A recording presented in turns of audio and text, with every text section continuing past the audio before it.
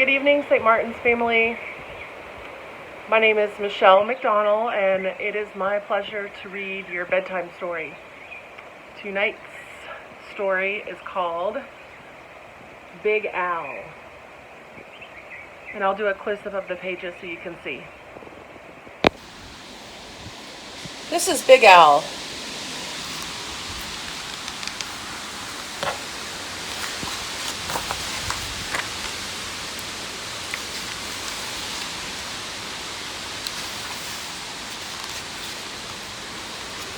In the wide blue sea, there was a very friendly fish named Big Al.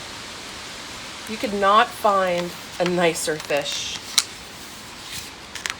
But Big Al was also very, very scary. Other fish seemed to have at least one friend. Some had many, but Big Al had none. He did not really blame the other fish. How could he expect little fish to trust such a big fish with eyes and skin and teeth like his? So Big Al was lonely, and Big Al cried salty tears into a big salty sea.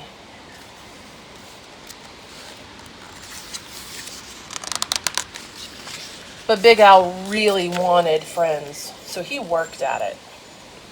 First, he tried wrapping himself up with seaweed. He thought it was a great disguise, but no one else did. Who wants to stop and talk to a floating plant that has big, sharp teeth? Then he thought that if he puffed himself up round, the other fish would laugh and see how clever and silly he could be. All they saw was how big he could be, and they steered clear. Very early one morning, Big Al went down to the bottom and flopped and wiggled himself into the sand. So much so that he almost covered himself up. He looked much smaller. When the other fish came near, Big Al talked and joked with them and had a delightful time. But then, one scratchy little grain of sand got stuck in his gills, and he sneezed. When the clouds of sand cleared away, all the other fish were gone. Here's Big Al sneezing. Big Al even changed his color one day, so he could look like he belonged to a school of tiny fish passing by. He bubbled along with them for a while, laughing and feeling like he was just one of the crowd. But he was so big and clumsy that when all the tiny fish darted to the left and then quickly back to the right, Big Al just plowed straight ahead. He went bumping and thumping right into the little fish. Before he could even say, "Excuse me," they were gone.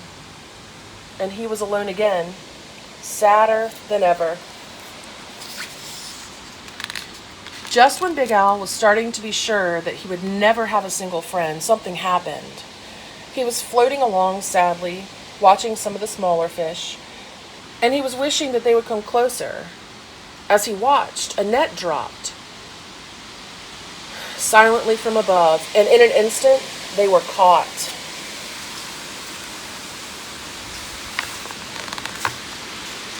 Big Al forgot all about being lonely, and he forgot all about being sad. His eyes bulged out bigger and rounder than ever, and with a mighty flip of his tail, he opened his mouth and charged straight at the net. The net was strong, but Al was stronger. He ripped right through it, and all the little fish rushed out through the hole. But when Big Al turned around to get out of the hole, he got tangled up in the net, and he was stuck. The net went higher and higher toward the bright surface of the sea, and the little fish watched Big Al as he disappeared above them. When the little fish were able to speak again, all they talked about was the huge, wonderful fish that had saved them.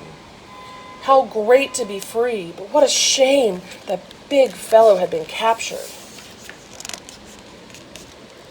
Just then, there was a tremendous crashing splash above them, and the small fish dashed away. Was it the net again? Not at all.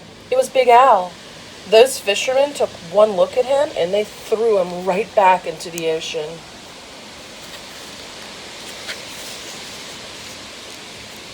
And now there is one big, huge, puffy, scary, fierce-looking fish in the sea who has more friends than anyone else.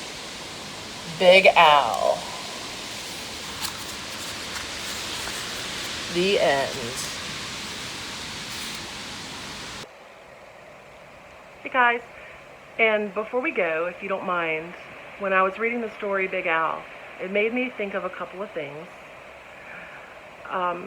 In the story, we learn that Big Al is sort of embarrassed to be in his own skin or his own gills, so much so that he tries to make himself smaller, he tries to make himself bigger, he tries to even change the color of his gills. But in the end, we learn that all of the fish appreciate Big Al for what he has to offer. So that also made me think. And I wanted to ask you, maybe you can share in the comments, what is it about you that makes you a good friend? What are some of your best characteristics? And when I say characteristics, I don't mean things about the way you look on the outside. Maybe we can talk about some of the things that are on the inside, some of the ways that you act, maybe some of your actions. And lastly, I wonder if you can think of a time where you may have changed yourself, or maybe you acted differently. Maybe you regretted that. And then one last thing before we go is maybe we can also talk about the things that you're grateful for in friendship. You might have a best friend or two, so maybe you can take this time right now to reach out and to tell them what makes them so special to you. So go ahead and do that tonight, and be grateful, and we look forward to seeing you soon. Bye. Love you.